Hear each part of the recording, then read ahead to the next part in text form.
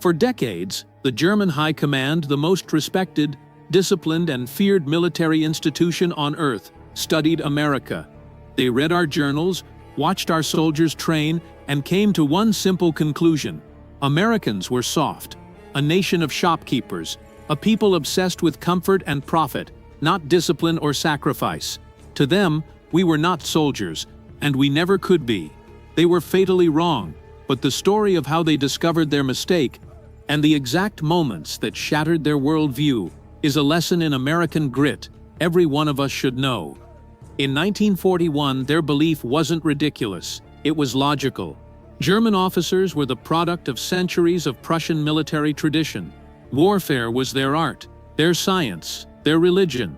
And when they looked across the Atlantic, they saw a nation that hadn't fought a major war on its own soil since the 1860s. A nation of individuals, businessmen and civilians, not warriors. And to be fair, America's army was small, about 1.6 million men. Our tanks were thin-skinned. Our officers hadn't seen battle in a generation. Meanwhile, Germany had crushed Poland, steamrolled France in 6 weeks, and stood at the gates of Moscow. So when Pearl Harbor pulled America into the war, Berlin shrugged. They calculated it would take the US years just to build, train, and ship a meaningful army across the Atlantic. By then they believed the war would be over. It was one of the greatest miscalculations in modern history. The first German doubts didn't begin on a battlefield.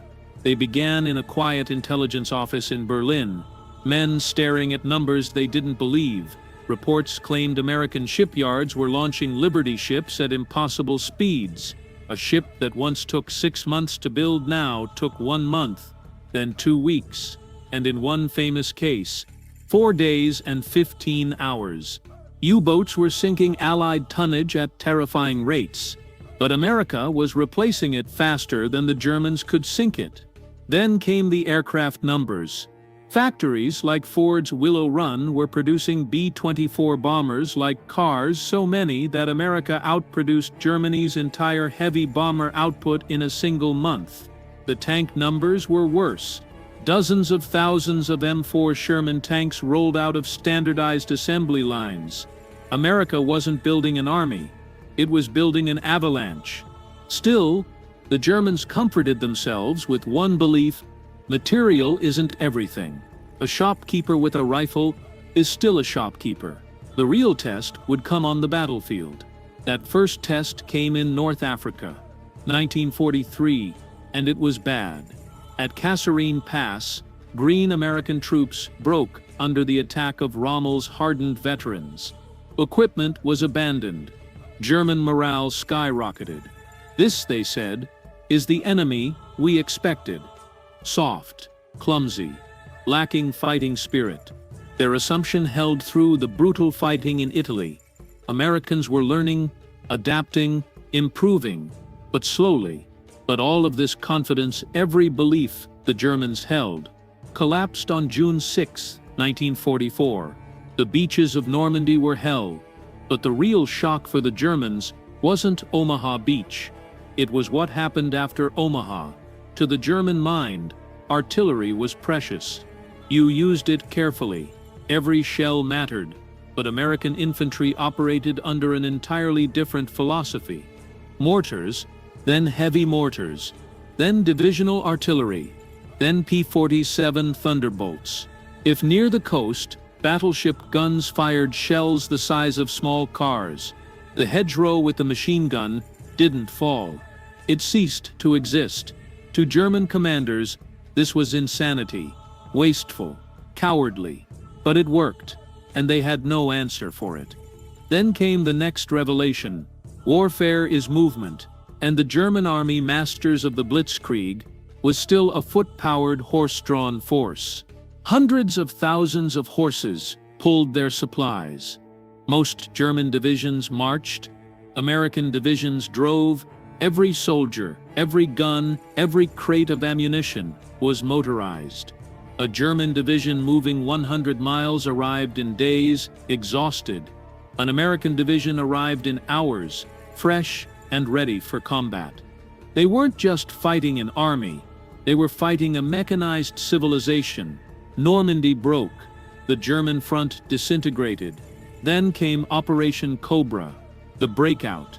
Thousands of guns, thousands of bombers, a German elite division, Panzer Lehr, literally blasted off the map.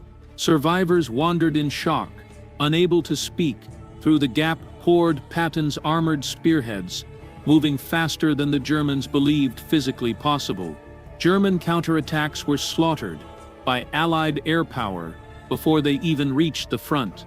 German reports described a force that could operate at full intensity, day and night, without pause.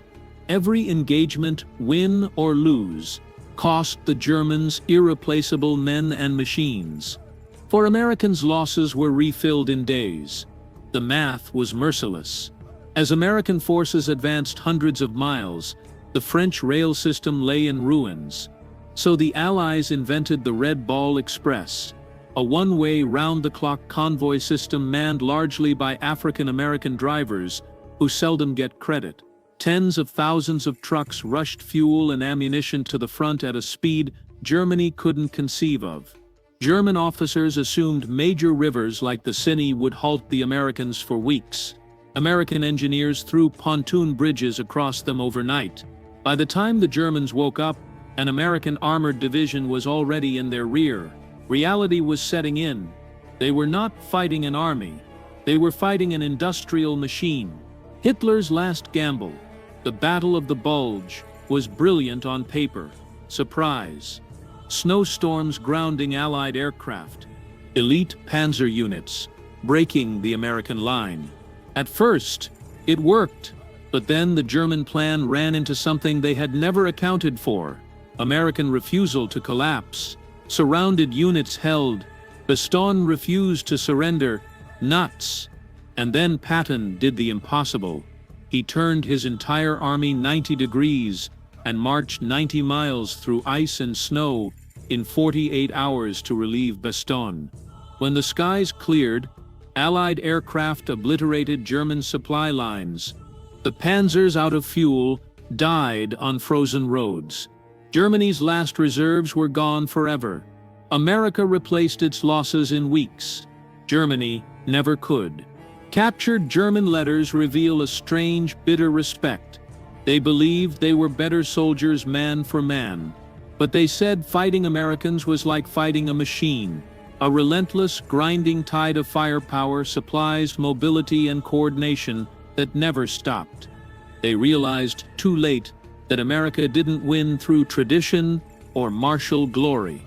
It won because it built a system where ordinary men with ordinary training, using standardized equipment, supported by overwhelming logistics, could shatter the most experienced army in Europe.